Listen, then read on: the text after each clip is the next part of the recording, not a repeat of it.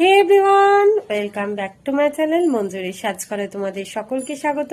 তো সেই দিন চলে এলো, কালকে তো নবান্ন, বাপের বাড়ি যাচ্ছি, আজকে ব্যাগ গোছাবো। তো অবশ্যই কালকের ভিডিওগুলো দেখতে ভুলো না, কালকে তো অবশ্যই তোমাদের ভিডিও দেব।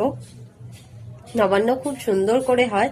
তো আমি মানে আমার জার্নিটা কিভাবে গেলাম, ওখানে গিয়ে কি কি করছি, সেটা সবটাই তোমাদের সাথে শেয়ার করব। তোমরা কিন্তু আমার ভিডিওটা দেখতে থেকো। তো আমার ব্যাগ গোছানো তো কমপ্লিট হয়ে গেছে। আর যেগুলো আমি পরে যাব সেইগুলো আমি বার করে রাখলাম, কারণ ভোরবেলা যেহেতু বেরোনোর আছে। আমি এখান থেকে 6টায় ট্রেন ধরবো, 5টা 40-এও একটা ট্রেন আছে, সেটা আমি ধরবো না, কারণ অনেকটা ভোরে হয়ে যাবে ওটা।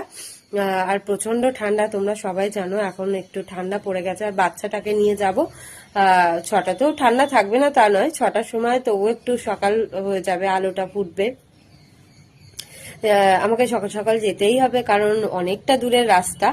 আর ট্রেনে যাব, হাওয়া তো লাগবেই। যতটা পারবো বাচ্চাটাকে প্রোটেকশন দেওয়ার চেষ্টা করব, কারণ ট্রেনের হাওয়া তো আমি আটকাতে পারবো না, জানলা ধারে ওকে বসালে হবে না।